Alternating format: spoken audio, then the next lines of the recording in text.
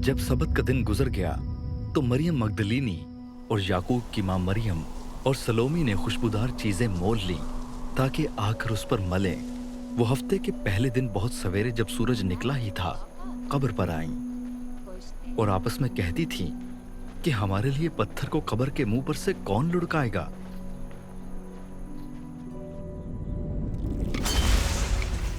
जब उन्होंने निगाह की तो देखा कि पत्थर लुढ़का हुआ है क्योंकि वो बहुत ही बड़ा था।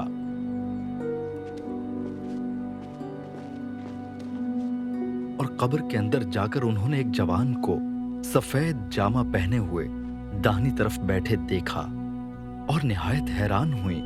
उसने उनसे कहा, ऐसी हैरान ना हो, तुम यसु नासरी को जो मसलूब हुआ था ढूंढती हो।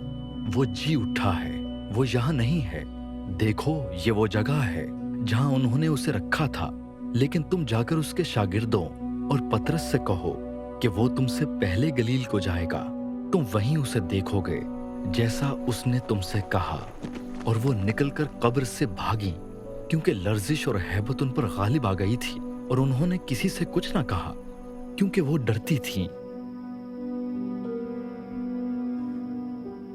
हफ्ते के पहले रोज जब वो सवेरे जी उठा तो पहले मरियम मगदलीनी को, जिसमें से उसने 7 बदरूहें निकाली थीं, दिखाई दिया।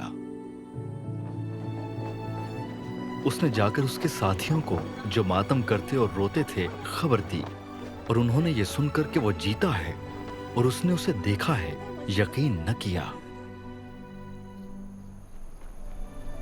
इसके बाद वो दूसरी सूरत में उनमें से 2 को, जब वो देहात की तरफ पैदल जा रहे थे, दिखाई दिया। उन्होंने भी जाकर बाकी लोगों को खबर दी मगर उन्होंने उनका भी यकीन न किया।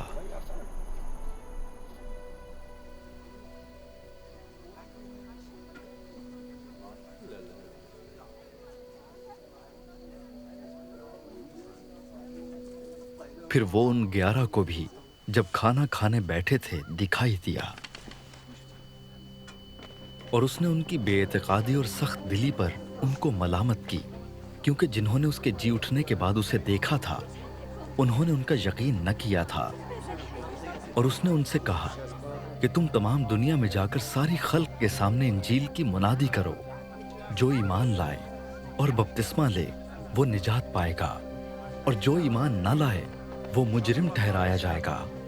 और ईमान लाने वालों के दरमियान ये मौजज़े होंगे, वो मेरे नाम से बदरूहों को निकालेंगे, नई नई ज़बानें बोलेंगे, सांपों को उठा लेंगे और अगर कोई हलाक करने वाली चीज पिएंगे तो उन्हें कुछ जरर न पहुंचेगा।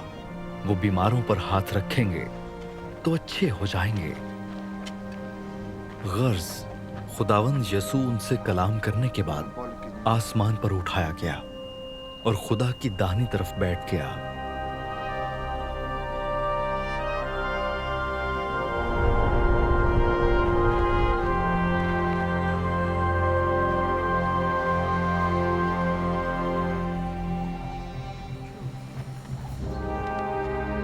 फिर उन्होंने निकलकर हर जगह मुनादी की और खुदावंद उनके साथ काम करता रहा और कलाम को उन मौजज़ों के वसीले से जो साथ साथ होते थे साबित करता रहा।